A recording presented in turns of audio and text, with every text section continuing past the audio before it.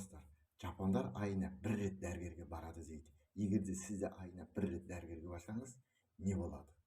Оны білу үшін әрине видеоны міндетті түрде аяғына дейін көріңіз. Ұнаса тіркеліңіз, лайк басыңыз, коммент жазыңыз, және де поделиться басып бөлісіңіз. Қоңырау шағында басып қоюды ұмытпаңыз.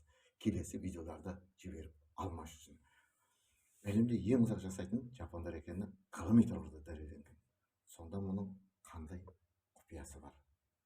Жапондар ешқашан асқазанын керіп тамақ ішпейді екен.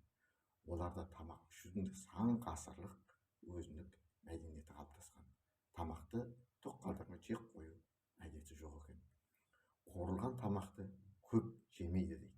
Негізінен бұқтырылған немесе қайнатылған асты жақсы көреді. Оратын болса, майды өте аз мөлшерде пайдаланады дейді.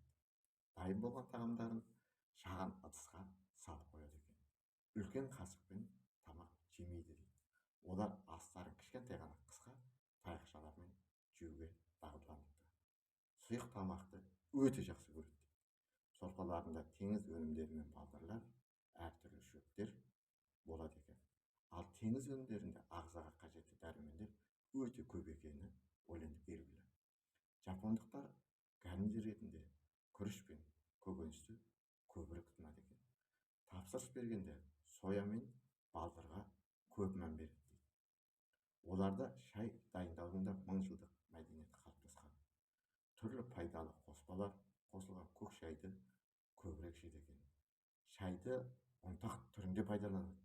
Өздері өсіріп, өздері баппен жинап алады екен. Не жесе де сапалы, қазір ғана қазаннан түскен немесе бақшадан қазір ғана жұлынған өнімдерді жейді дейді. Олар тоңазытқышта 2-3 күн жатқан етті пайдаланбайды екен. Мейрамханаға тамақтануға бара қалса, сондағы жегісі келген кішкентай су астында жүзіп жүрген балықты өздері көрсетеді дейді.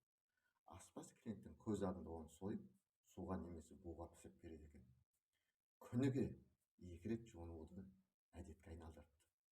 Бұл тазалықты білдіреді. Адамдардың басым бөлігі қоғамдық көлікке мінеді дейді. Жұмысына жаяу баратындар да өте көп екен. Жапондар жылына 12 рет дәрігерге барады екен. Ол міндетті дейді, заңмен бекітілген дейді. Бүгінгі сіздерге бергіміз келген ақпарат осы. Видео ұнаса тіркеліңіз, лайк басыңыз, коммент жазыңыз, поделиться басып бөлісіңіз, қоңырау шағында басып қоюды ұмытпаңыз. Келесі видеоларды жіберіп алмас үшін.